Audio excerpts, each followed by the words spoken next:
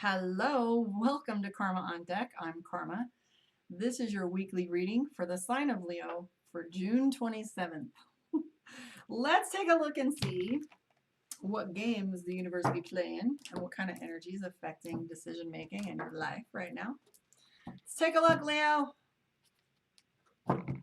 One good shuffle. Ah! Well, those going on top. Here we go, Leo. This is for you. Seven of Cups. Seven of Cups is our card for options. See how many pictures are, so each one of these cups has a different element within it. So there's lots of things you're looking at that are coming up for you. Knight of Swords, the Hermit. Interesting, that's similar to Cancer, who had the Four of Swords, which is isolation. You have the Fool card as well as they did. Alrighty, so here's the thing for Leo. Leo, so Cancer, I love how they kind of go congruently. A little bit with the cusp and with the deacons and stuff. So we have the Fool card for you. You're overwhelmed by all these decisions that have to be made. You're taking a little bit of a retreat. You have the Hermit card, so you're keeping like your moves close to the chest a little bit. You're playing a little bit isolated, making sure that and maybe you're feeling isolated. You have the Chariot card, references some travel. So maybe you're feeling overwhelmed and a little cabin fever still. We have the Fool card, which is opportunity. So we're looking at things, trying to make a decision on what's the best way to go. Now, different than Cancer. Sorry, was it Cancer? So different than Cancer, okay?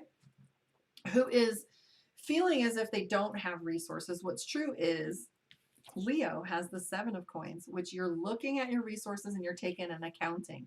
So this is like, how much do we have? If you look, she's sitting underneath her tree. I was telling a story about how this card right here reminded me of when my apricot tree fruited, and I didn't know what to do with it all. I had like 20 pounds of apricots.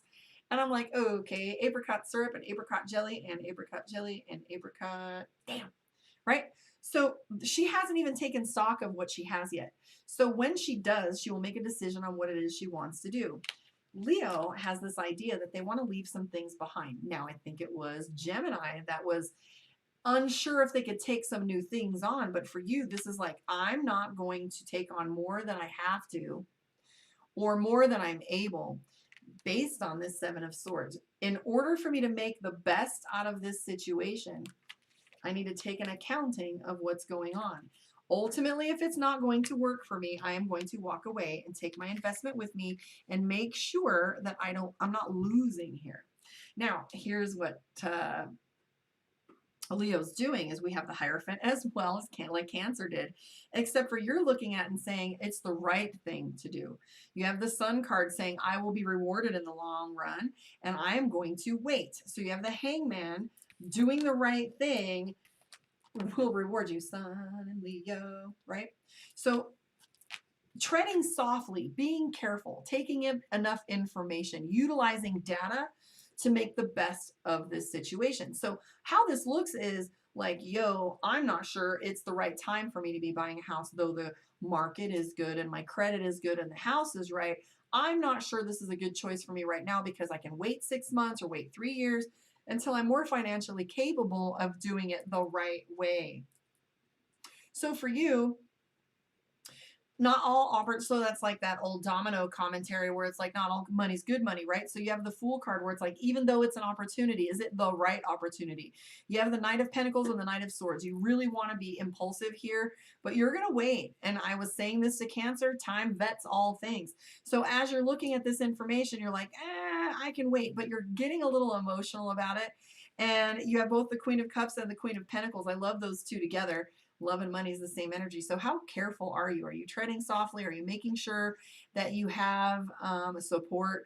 Page of Wands has to do with immaturity. There's no way that you want to be immature here. You've done this before and you're being careful. So that is some of the energy that's going on for you in your general spread. Let us take a look and see what your moon reading looks like.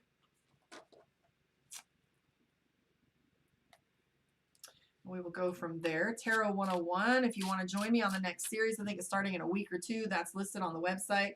Book your one-on-one, karmaondeck.com. For those of you on my other social media platforms, go to my YouTube, Karma on Deck Psychic, and you can find all of the videos set up in, in order in which you can find the most recent, also find your zodiac sign. If you want to book your one-on-one, karmaondeck.com. Please share and subscribe and hang out with me on my YouTube.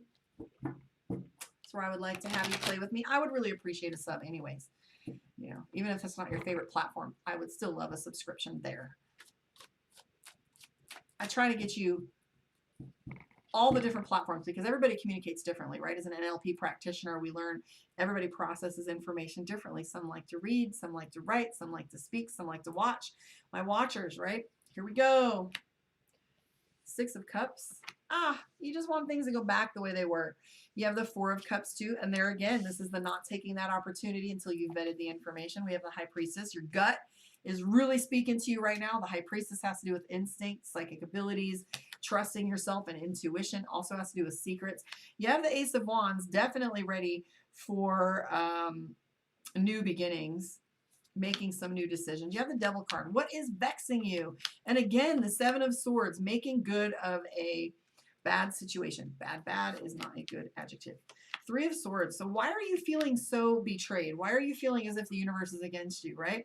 So here's the whole game here. You have the Magician card. Like regardless of how you feel, regardless of this victiming where you're feeling as if things are happening against you, you have the Magician card. And also you're looking back at bad habits, things that are happening around you or things that are keeping you back. It may even be some slump that you've been in for a while. But the Magician, the 2 of Cups, the 8 of Cups, you've got to start walking on the path that you've already started. So here's the thing. You know that it's time for motion. Perpetuate the motion. You have the Magician. It's go time. I want you to think of a stage. Someone's going up on stage. You don't go up on stage until you're ready, like I did earlier today. The same thing. So it's not necessarily bad. It's just the thing that we are disgusted by. So I'm disgusted that I'm not as healthy as I was 3 months ago. I'm disgusted that I don't have the traction that I did with my projects. So now I have to like go back, reevaluate, and start over. See, like I literally have to do that card that was earlier about reevaluating your resources. I have to look and see where I'm at and do some evaluations and take stock and do some accounting of things before I can even move forward. But I'm still mad about the sickness, right? So the 7 of Swords isn't always about being sneaky. It isn't always about taking things that don't belong to you. It sometimes means making good of a bad situation or taking advantage of resources that you wouldn't have had or wouldn't look at in the same way. Getting creative, right? So it's picking up the pieces from where you were. Now, the 3 of Swords is miscommunication and heartbreak. So you're not able to communicate how you're feeling about this because ultimately when we're in overwhelm, what ends up happening is we aren't able to articulate until the emotion is cleared. So here's a good question for you. Are you allowing these emotions to come forward, right? Are we pensive or are we allowing ourselves to allow those emotions to flow? Because when we allow them to flow, they don't become a blockage. Reiki 101 right there. Letting emotions flow from one to another allows energy to continue to build so we can get strong again. But when we hold on to these things, it's like a bruise. It's sore. We poke it. Decision making and action is what's the next steps for you. Keep going. Keep going. Ultimately, you're feeling as if you don't have enough. You are enough, though. Let's pull a card from Divination of the Ancients and see what your message is for this week. This has been really fun, even though I've had tech difficulties, and I'm pretty sure I sound a little remedial at this point. Out of practice. All right, here we go, my darlings. Footprints, direction.